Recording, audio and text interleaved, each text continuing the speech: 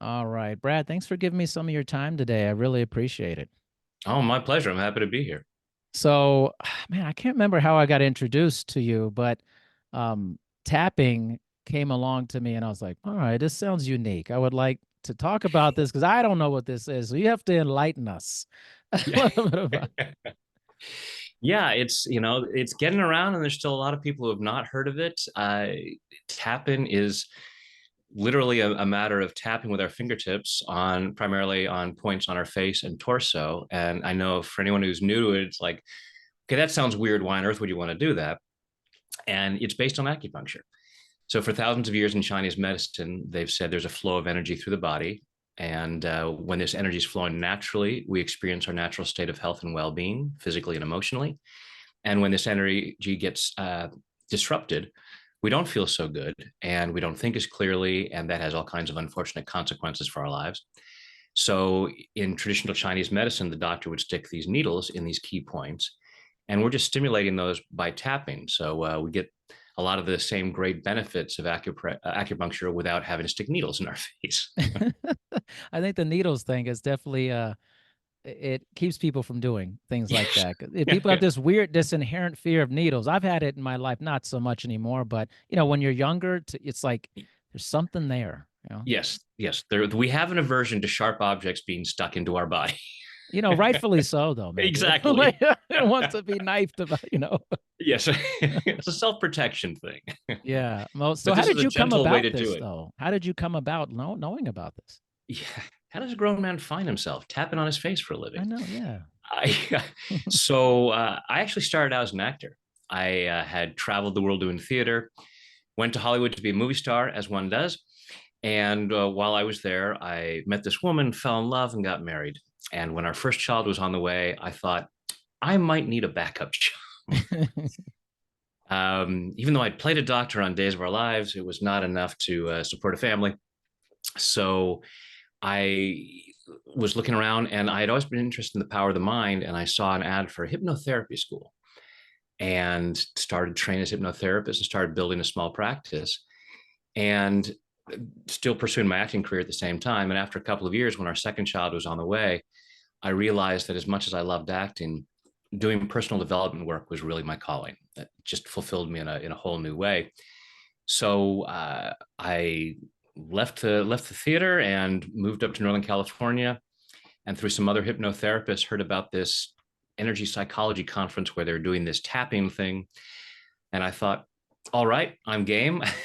And thought it was fascinating. Saw some really remarkable things happen in a quick amount of time. For instance, the guy facilitating it, the founder of EFT, a guy named Gary Craig, gave everybody pieces of candy and pieces of chocolate and said, "How much do you want this chocolate on a scale of 0 to 10?" And I was a bit of a chocoholic at the time, and I'm like, 8, 9. Can I eat it now? And then we just tapped on how good it's going to taste for just a few moments. And just after a few moments of tapping, I had no interest in the chocolate. Hmm. I was as interested in eating the chocolate as I was the foil wrapper. And they said, try, take a bite. And I could not eat it. And I didn't eat chocolate for 2 years after that. Whoa. So I recovered. Don't anyone worry. But but I can go back to that. Like I'm off sugar again. I can just tap away cravings. And but in that moment, it's like, okay, there's something to this. And after that conference, in my hypnotherapy sessions, I started introducing it at the end, going, "Hey, we got a few more minutes. I want to try this little tapping thing with you." And little by little, it became my main modality, and they primarily became tapping sessions. Wow. I'm guessing you never thought this was going to be your path in life with professionally. It's not exactly what I expected. Isn't that life? I mean, you never know what's coming. It's always Well, different. and that's the key is being open. Yeah.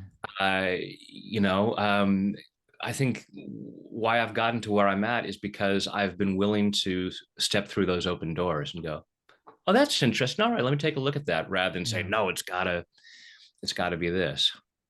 Do you think this fits in kind of with kind of trajectory of, let's say, in general, health and wellness in today's society, where I think we're more open-minded to different modalities and things that were once considered fringe or more given more opportunity now? little by little, it's growing. More and more people are using it. I hear all the time from doctors and therapists who say, oh yeah, I send people to your YouTube channel in Mm. between appointments to help them, because the primary benefit of tapping is it lowers our stress. So it helps to balance. The tapping sends signals to our brain that balances out the nervous system.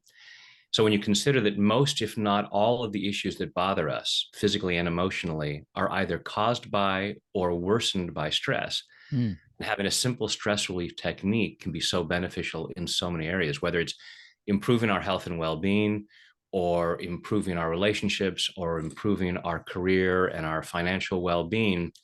Because when we're trying to make positive changes in our lives, we tend to have a stress response. Part of it says, yeah, it sounds good, but it's different. And I don't like different. I don't like change. So there's a stress response. We stop ourselves. So people are very open to, life hacks and things like that. It's like, how do Yeah. I help be that? But then when I come along and say, hey, I've got a simple technique I can show you that's going to help you relieve stress like nobody's business. It's going to help you improve your finances and your romance and your health. Are you interested? And like, oh yeah. Okay, so take your fingers and tap right here. Like, you know what? I'm good. My life is good. So there is still a barrier, because we as human beings, we love to look cool. Yeah. And we're not yet at the point where this looks cool. I think it looks cool because I know how beneficial it is. So if I Right. see someone tap it, it's like, whoa, that is a really cool person. Yeah. But the general public is still slowly moving in that Yeah. direction, kind of like here. Is there how do I put this? Is there sometimes an issue that sometimes we think to feel better, we have to do things that are more complex? Like it has to have like all these steps to feel better, or this has to be like a very complicated thing because it almost seems too simple, is what I'm saying in a sense. I think sometimes people think it's too simple, can't be that great, you know? Absolutely, yeah. And it does trip up a lot of folks when they see it that way and say, this is too simple. How can it be beneficial? Especially, how can something this simple be beneficial in so many different areas of life? And it goes back to, well, because it's so simple to look at it and say so many of the things that bother us are because of stress. So it's not an issue with all the complexities of the different issues, but we're looking at the stress underlying that. And so it may not fix everything, but it gets us to a point where we can see other possibilities and where something might be more complex. And a lot of things really are that simple. They're much more simple than we think they are. And part of us wants to complicate things. It's kind of a human thing. And because because we resist change. So if you come along and say, hey, here's a simple thing that's going to help you change your life, we have that resistance. I get a lot of pushback sometimes when I put it out on YouTube and things like that, where people say this is too simple or it looks too stupid or whatever. And I figure those are the people who are most resistant, because those are the people who are afraid you might be able to help me change my life, and I'm not ready to change. I am Mm. so dug in. Even if my life crap, it's my crap. Don't you dare try to take it away. And so tell me that there's something simple that can change it. And either one, I have to deal with change, or two, I have to deal with the idea that, you mean I could have changed my life in a more simple way? I don't have to make it this hard. Now I feel stupid for complicating things. And so I want to resist the idea that it can be simple. That's powerful. Honestly, I mean that's hits it right the nail on the head. It's an interesting thing about how humans want to change, but then when presented with an obvious action to change, there's actually usually a pretty large resistance when it comes to that. Look at exercise. we, Exactly. we This all is my know, profession. Yes, exactly. it's like, oh, you want to be healthier? Exercise. Is there another option? Can we do something else? Like, Yeah. oh How man. about I can sit on my couch? and get in better shape. So I would love to hear also like your personal story with this. Once you started like really getting into this, you began the practice. How did it change your personal life in a variety of ways? Oh, Darian, where do I start? Because I have a life that I love now. It's like I look at the acting field, and there's no actor out there with a career that I would trade places with because I Mm, love what I do so much. I and I'm pretty much as healthy as I've ever been. Uh, Knocking on the door of 60. I have all, my relationships are great, and I get to do something that I love, which and I make a decent living at it, which I did not do for the majority of my life up until this point. And so, as an actor, I had resistance to success, even when I started in hypnotherapy, and I was doing personal development with other people. I still had a resistance, so it wasn't until I got into tapping, and it wasn't an overnight process, but it happened a lot more quickly than the rest of my life had been. wow, that's incredible. And so how do you integrate this into your life on a regular basis? Like what's kind of your typical, I guess you could say, frequency of using tapping in your life? So I start every morning with tapping, and some people might be confused by that because we look at tapping as, oh, but tapping is something you use to get rid of uncomfortable emotions. So do you just wake up in a bad mood every day and that's why you tap? It's like, no, tapping is for clearing stress, and most of us are carrying ambient levels of stress more so than we're aware of. And it also just allows us to be more open. So I may be tapping, saying prayers or affirmations, and or just tapping silently to allow myself to be more open to opportunities, to be more open to positive change. So it's what I do first thing in the morning. And then, because it's my profession, I may be, depending on how many clients I'm seeing in a day or how many workshops I'm doing, if I'm doing a live workshop, I may be tapping for 6 hours a day. uh, so it depends. I recommend to folks that they tap on a daily basis. My mission is to get tapping out there so that people do it as routinely as they brush their teeth. We have physical hygiene like brushing our teeth and taking a shower before we need it. Most of us don't wait for a week or two and notice that people are holding their nose and then say, oh, that's right, I haven't taken a shower, I haven't brushed my teeth in a while, now I'll do that. So it's the same with stress. We don't want to wait until we're freaking out about something or we're blowing things out of proportion and yelling at people and go, oh, that's right, I should have taken an energy shower before. So it's Hmm. just energetic hygiene. So that's why I recommend it daily, even Oh, if it's that's just a few minutes. yeah, that's amazing. Well, let's get into it. Let's do a little tapping here. And I've never done this. I know we talked about off camera. Let's see what's going on here. You know. Okay. So what I'd like to ask folks to do is go ahead and close your eyes. As long as you're not driving, take a deep breath and let it go. Now, just breathing comfortably with your eyes closed, allowing yourself to be present, allowing yourself to be right here, right now, as present as possible so as to receive maximum benefit from this process. I'd like you to just follow your breath through your body and just notice what's going on in there. Notice what you're feeling physically and what you're feeling emotionally. And go ahead and rate yourself on a scale of 0 to 10. 10 would the best version of yourself, living the best version of your life. Happy, healthy, successful, just doing great, as great as you can imagine, what you think your best life would be. And don't judge yourself harshly if the number's lower than you'd like it to be. Just allow yourself to be aware, just allowing yourself to be curious. Just like using the GPS on your car on your phone, just allow yourself to know where you are so you can get to where you want to go.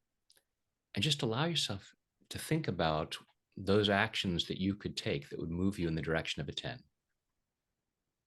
What could you do? Maybe even starting this week.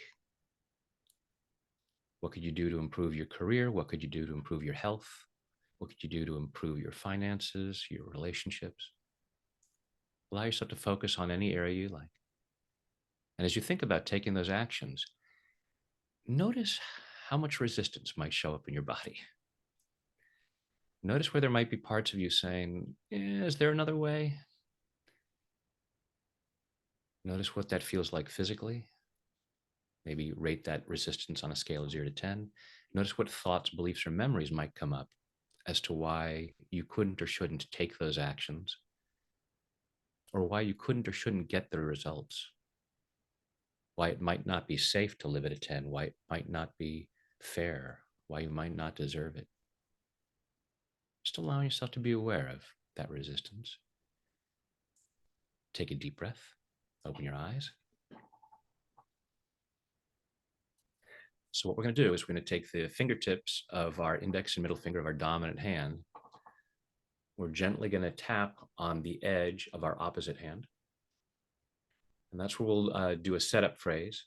And then we're going to go through these different points. And I'll be saying phrases and you'll be repeating the phrases back, but I just want to show you the points first. So the first point is right here at the beginning of your eyebrow, right near the center of your face. The next point will be right here at the side of your eye, right, the corner of your eye socket. The next point will be right under the middle of your eye, just above your cheek. Right under your nose. Right under your lower lip, just above your chin. Right here where your collarbones just about come together, there's a little bit of a U shape at the base of your throat. And go ahead and you can make a fist and tap that whole area. Next point is about 4 inches below your armpit. Some people describe this as right about bra strap level, and I'm sure even the guys can figure out what that is. And finally, top of the head. So using all of your fingertips and tapping the crown of your head. So starting on the side of the hand, and just repeat back what I say and tap where I tap. Even though I might have some resistance to getting better, Even though might have some resistance to getting better. I choose to love and accept Choose to love and choose accept. to love and accept myself. Choose to love and accept myself. Even though I might have some resistance to getting better, Even though I might have some resistance to getting better, I choose to love and honor myself. I choose to love and honor myself.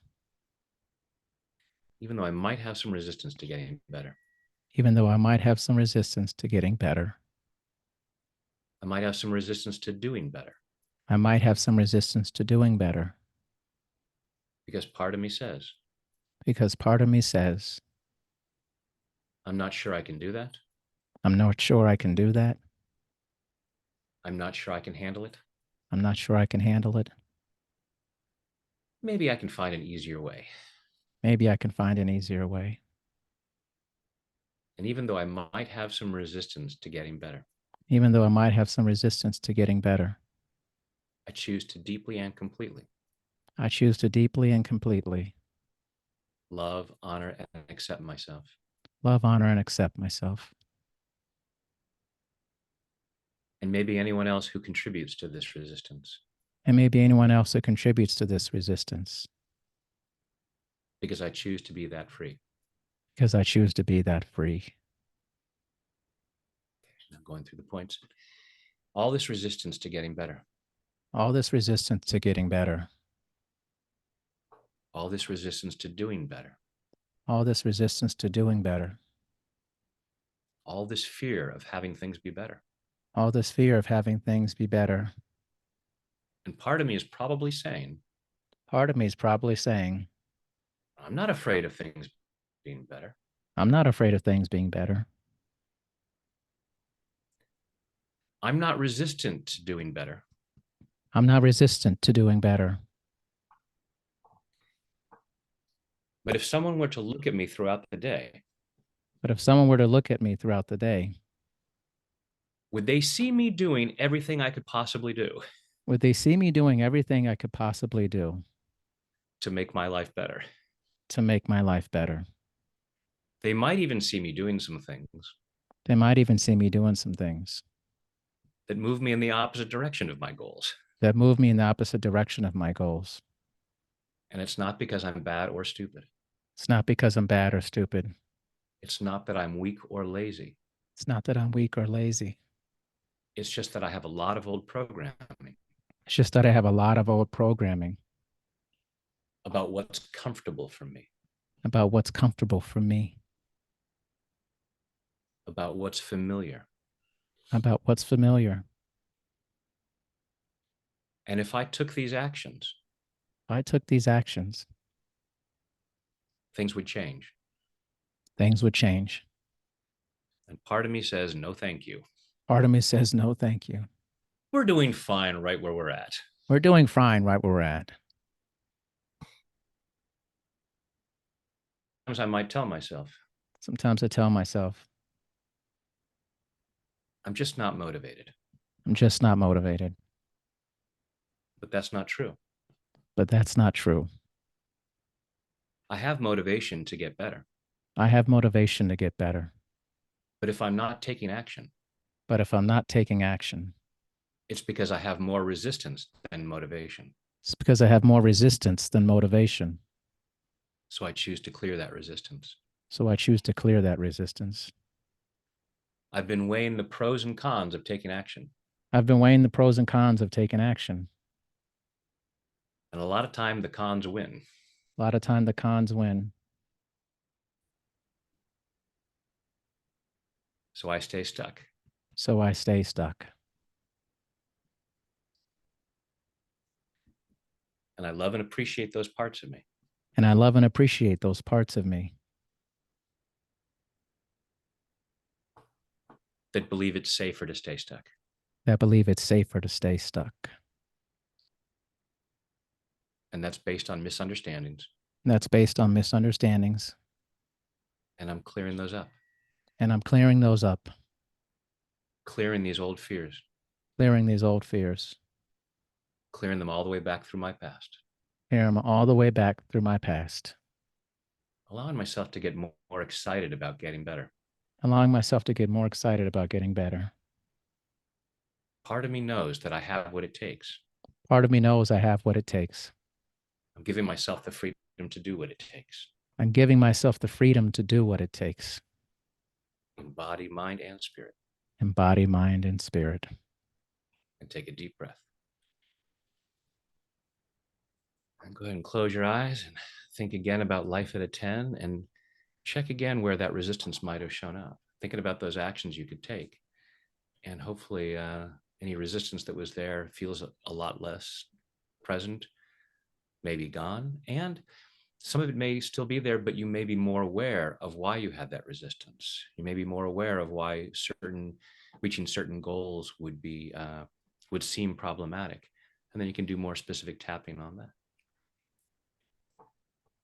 Take a breath, open your eyes. How's that feel? Feels good. Actually, what's interesting is I had this pinched nerve in my shoulder and I didn't think about it at all for the first time in a while, actually. Yeah. Just kind of went away while we were doing that. It was good. Yeah. That often happens. We'll be working on an emotional issue and the person afterwards say, yeah, I feel better. And by the way, I had this stiffness in my neck Yeah. and it's gone now. Or sometimes we'll tap specifically on a physical thing, like, oh, I've got this knot in my stomach, and we'll tap on Yeah. that. And they say, oh, that feels so much better. And you know what? I was really angry at my sister, and I just don't feel angry anymore. Yeah. That's so awesome. It feels like just taking time to be intentional and a lot of the words I think were very powerful within there that especially about, sometimes like the cons, the cons are the things that I'm choosing, or it's like you don't talk to yourself like that Yeah. normally. No, it happens so quickly and at such a subtle level. We'll be sitting on the couch and go, I just have no motivation. And we're lying to ourselves. Like I have motivation. Otherwise, because if we say, oh, I want to get up and exercise, I want to be in better shape, but I just don't have the motivation. If I had no motivation, I wouldn't even be thinking about exercise. I wouldn't Right. even thinking about that. It's just that at the moment, the pros of exercising are not outweighing the cons of Yeah. like, I'm tired, I'm comfortable here. And it may be at a much bigger level of if I were in better shape, there would be certain opportunities that might be uncomfortable. Yeah. People might be more attracted to me, or I'd feel like they were more attracted to me, and I would have to put myself out there. And Right. I got, totally ruined in my last relationship. Yeah. So I'm going to tell myself if I don't exercise, I'll be safer from that, or Yeah. whatever else it might Yeah. be. So there's very complicated reasons as to why we're saying no, it's not worth it. Do you think that people often, these reasons you're talking about, are not consciously aware of those reasons? Maybe it's more subconscious to them. Very, very subconscious. It's like we have a chess grandmaster in our head who's thinking 50 moves ahead. And so, if we say, I'm tired of being single, I really wish I could meet somebody. And then we're at the grocery store and we see an attractive stranger over here. And our mind starts playing chess and it goes, I could go over and say hi. And they might say hi back. And we might start a conversation. We might have some things in common. We might go out on a date. And that date could lead to a second date. And a third date, we start going out and they break my heart just like the last person. Oh, look, there's a sale on aisle two. And we're over in aisle two, look at the sale items going, gosh, I wish I could meet someone. We're consciously unaware of this whole chess game that has been played out. And part of us inside that is still wounded from the last relationship is Yeah. going, dodge that bullet. Man. So you feel that like a regular tapping routine would maybe help a person who's in that particular situation say, no, that actually is something I've been telling myself that's not true, or that Yeah. type of thing. Yeah. It feels safer to look at other opportunities, other possibilities, and to be able to say, you know what, that person was just the wrong person for me, that last relationship. They did me a favor when they dumped me. And, wow, I wasn't seeing the red flags, or I wasn't paying attention. I was in denial. And boy, they really saved me from, possible years of misery, or possible more years of misery, depending on when it happened. And, and being able to shift and go, okay. And so now, hey, maybe this person's the right person. And I can even allow myself to tap into an awareness of I can handle when things go badly because I have handled everything that has ever happened in my life. So we start to build more confidence. You know what? I can take another risk. It's just interesting. Like through my background and my education, like I'm aware of a lot of these sayings and the psychology behind it. But like when I meet a lot of people, I just feel like they never think about this. Like it's not even a thought process to Yeah, talk to yourself about these yeah. things. You're never Well, meeting that person. yeah, the thought what we've been taught by example of talking to yourself is putting ourselves down, beating Yeah. ourselves up. Oh, I'm so stupid. I'm such a loser. It's like, stop, please. Be compassionate with yourself, because self sabotage is simply misguided self love. Whatever you're doing that is self sabotaging, whether you're stopping yourself from going out and meeting people, or you're showing up late to interviews, or you're not getting your work done on time, or you're eating crappy food, whatever. And you can look at it and go, oh, I'm just sabotaging myself by doing this. So I always say, be compassionate, tap to calm yourself down, and then look at it and go, this is an act of self love. It's a misguided act of self love. Why am I doing this? Why does this feel like I'm taking care of myself?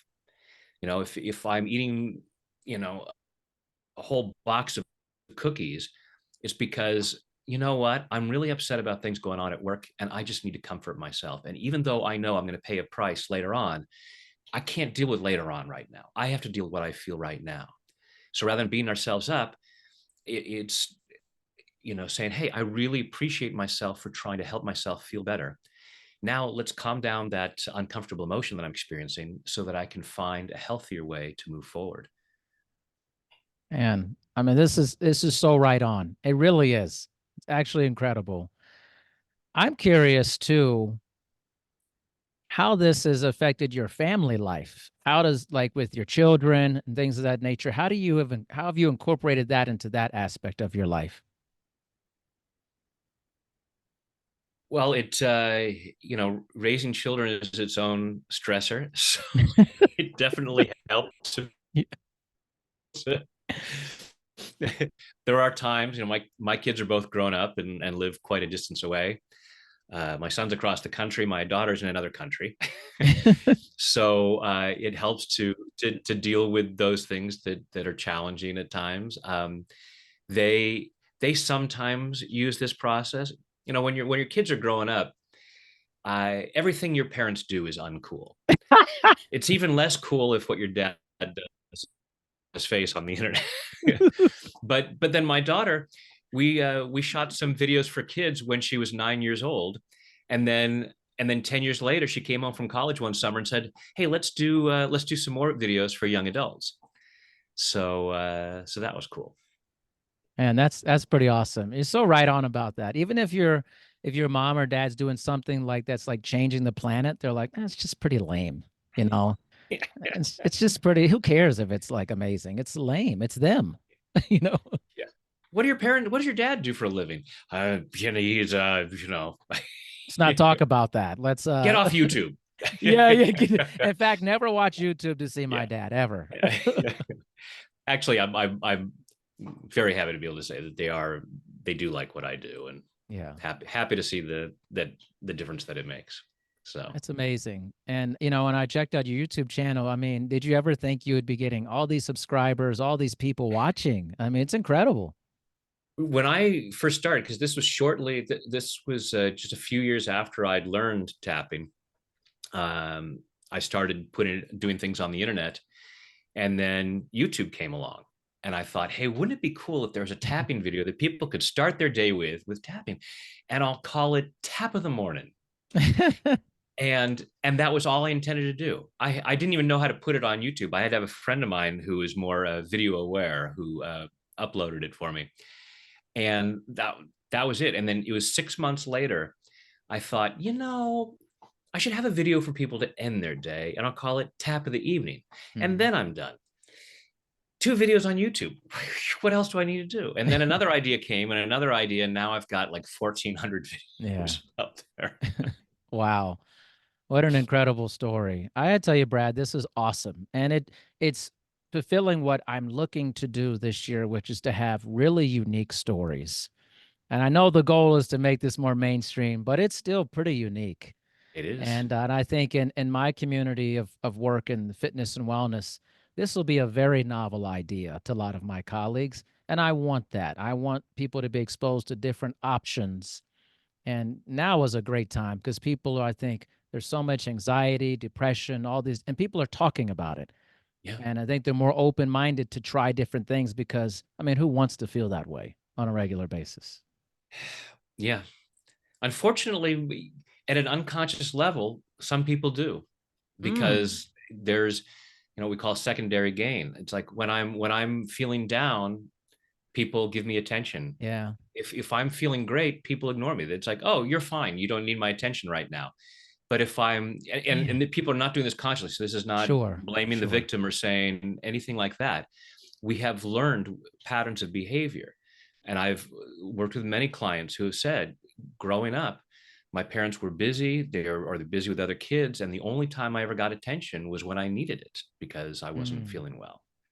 And they're not consciously aware of it. They're not thinking, gosh, I'm really lonely right now. I think I'm oh, I'm coming down with some hey, give me some attention. It's not anything conscious like that. So it's looking at giving ourselves permission to say, is there some part of me that is getting something out of this yeah. that I might be looking for? And certainly, yeah, in the fitness world, where people do have that resistance, and giving your clients something that can help them through that resistance so that they do do what you tell them and get the results more Yeah. quickly, and then tell their friends about the great work you're doing, Yeah. and also for fitness instructors to clear any blocks to success, because I've Yeah. I've worked with fitness instructors and other entrepreneurs, Yeah. and there's I have a desire to help people, but I'm not comfortable with being really successful, Mm. and clearing those blocks so that they allow themselves to serve at a higher level and reap bigger rewards. How strange is that to hear? I'm not comfortable being successful. And it's true though. Yeah, But that's no the one thing. will It's tell you that though, Brad. They won't openly tell you that. yeah, They want to, the perception is go online, tell people you want to have wealth, you want to be successful, but you will never put out there, I'm struggling to actually want to be successful. Like no one admits that. that's Like why I the one of the first things I said in the tapping round is I have no resistance to success. But if I was to watch you throughout the day, are you doing all of the things you could do to move towards your goal? If I say, I want to weigh this much or have this much level of fitness, yeah. am I going to see you exercising, on a regular basis? Am I Mhm. going to see you, or am I going to see you sneaking that box of cookies? Yeah. And again, it's not to blame or shame. It's being curious rather than judgmental, and going, okay, why I'm sabotaging my goal. I'm saying that I want success. I have my vision board. I'm saying, oh, this is what I Right. want. But Yeah. the unconscious mind is saying, oh, that's fine. It's so cute when you do that. You go ahead and fantasize, but I'm going to make sure it doesn't happen because Yeah. it either doesn't feel safe. I'm afraid I don't deserve it. I'm afraid of how other people are going to respond. If I'm jealous of other people's success, then I'm unconsciously going to be afraid of, well, I don't want to have that success and have anybody else be jealous of me. I don't want anybody looking at my Instagram and going, yeah, that person doesn't know what they're doing. They're an idiot. Yeah. So if I play small, it feels safer. I can tell people I'm playing a big game, but I'm not taking all the actions. I'm not doing everything I can. Again, not because I'm bad or stupid or weak or Sure. lazy, but because I have beliefs about why it's not safe. I've had people say, I go to all the seminars, read all the books. Why don't I have the amount of money I want? I was like, close your eyes. Imagine having the amount of money you'd like to have. Now, on a scale of 0 to 10, how safe does it feel? And they're like, oh, it's like a 2 or a 3. I said, bingo. Now you know. If you had a young child that was invited to a birthday party and you looked at where that party was going to be and you said, on a scale of 0 to 10, how safe is it for my kid to go to that party? If it's a 2 or a 3, are you going to let your kid go to that party? Correct answer is no, by the way, for any of you Hmm. parents out there. That's right. So it's allowing yourself to go, oh, now I know. But we resist that and we don't want to hear about that. And we just want to say, no, no, no, I'm going for it. But it's like, trying to run down a track with a big trunk full of rocks Yeah. tied behind us. And we sit there and go, why am I not getting the success? Why am I not getting there? Yeah. Because we're sabotaging ourselves in subtle little ways, like that grocery store thing. We're Yeah. down on the sale aisle.